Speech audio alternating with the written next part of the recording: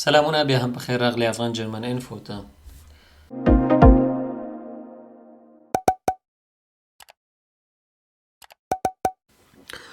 دا لړۍ مو د هغه افغانانو لپاره پیل کړه کوم چې نوي راغلي دي او ډیره تقاضا یې کوله او غوښتل چې منظمه او ترتیب سوي د A1 نه تر B1 پورې ټول درسونه جرمني په پښتو په منظم ډول باندې وي.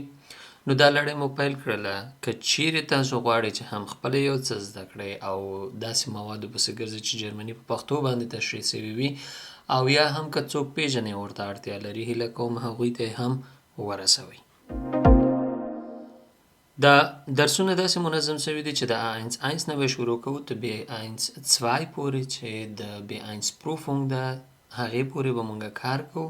که چیرې راسره په دې لړۍ کې پاتې کیږئ او ورته اړتیا لرئ نو د نورو سره هم شریک کړئ چې په ګډه مخکې لاړ شو. که چیرته پوښتنې لرئ او یا هم وړاندوینې لرئ کولی سئ لاندې ماته ولیکئ تر څو پورې دا درسونه نور هم په منظم ډول او په ښه شکل باندې تر تاسو ورسیږي.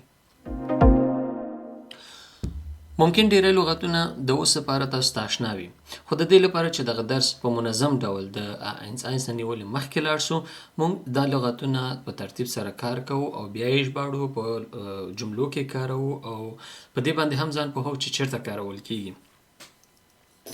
ګوټن ټاګ درته دا معنا ورکوي چې سلام. موږ په افغانستان کې چې کوم سلام کوو هغه یا سلام ده یا څنګه یې جوړې، خو که چیرته موږ یو چاته پیرزوینه کوو بیا هغې ته وایي ښه ورځ ولرې. خو دلته دا ګوټن ټاګ چې ده دا په د سلام په معنا باندې وایي. ګوټن ټاګ یا ورځ مو په خیر، سلام، ورځ مو په خیر.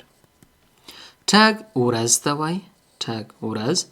نامه نوم، فراو آغلې، فراو آغلې. کولیګه د کار د ځای همکار. bin یم. freut mich خوشحاله سوم یا خوښ سوم چې ومې لیدې. entschuldigung بخښنه غواړم، وبخئ. heiße نومیږم، heiße نومیږم. arbeiten کار کول، کار کول. د نن ورځې دا لغتونه په دې اړه باندې دي چې څنګه کولی سئ تاسو یو چاته ځان ور وپېژنئ او هم هغه سره د خبرو پیل وکوئ. که چیرې مونږ یو دفتر ته ځو یا بیغو ته ځو نو هلته که یو چا سره خبرې کوو دا رسمي خبرې دي. یا تاسو ته یو څوک راځي لومړی ځان معرفي کوي، تاسو ته وایي ګوټن ټاګ. له دې ځایه فکر وکړئ چې دا نفر A ده او دا هم B کس ده. B کس زه یمه یا ته یې او A کس هغه په بیغو کې یا په دفتر کې چې هغه ناست کس ده هغه ده. A کس راځي ما ته وایي ګوټن ټاګ، سلام یا ورځ مو په خیر.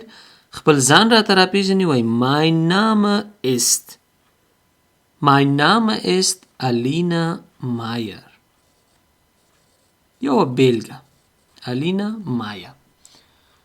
اوس ته دلته پوه شو چې د مکمل هم خپل نوم یې راته وویل چې دا او بیا یې راته خپل کورنی نوم وویلې. معنا دا چې دا خبرې اترې رسمي دي. زه چې کله اوس بیرته ورته جواب ورکومه او یا زه ستړي مسې کومه زه به څنګه کومه؟ زه ورته وایمه ګوټن ټاګ، ورځ مو په خیر. که دا ښځه وه خو ته به ورته فراو کاروې، فراو.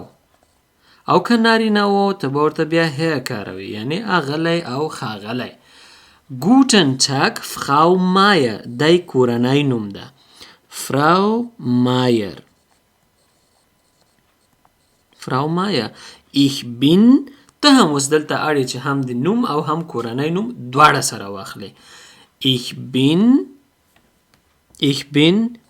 جمال سمون، زما نوم جمال سمون دی. دلته جمال ستاسو ورځنی نوم چې درته اخیستل کیږي او سمون کورنی نوم یا تخلص. دا خو رسمي خبرې اترې یا پیژندګلوي وه. که چیرې دا خبرې غیر رسمي وي لکه په ټولګي کې ټولګیوال سره تاسو اول وار وینئ او سره یو بل پیژنئ یا پیژنګلوي کوئ ورسره نو څنګه به یې کوئ هلو سلام ich bin جمال هغه تاته ځان یا ته ورته ځان معرفي کوي یا هغه درته معرفي کوي هلو ich bin جمال wie heißt du تا نوم څه شی ده یا ته څوک یې های دا هم سلام شو ich bin چې هر څه نوم ده د بیلګې په ډول وایي چې اولی زما نوم اولی ده غیر رسمي بڼه کله چې تاسو ټولګي کې یو چا سره وینئ او یا هم داسې یو کس سره چې تاسو نه وړوکی ده یا دا محیط تاسو ته هم دا احساس درکوي چې دلته تاسو کولی شئ غیر رسمي خبرې وکوئ نو پیل به یې له هالو های نه کوي او کیدای شي چې تاسو اول رسمي خبرې هم وکوئ وروسته له هغې نه یا که هغې درته شروع وکوله هالو ich bin که کورنۍ نوم نه بغیر درته خپل نوم واخیسته پوه شه چې دا غیر رسمي خبرې اترې شروع شوې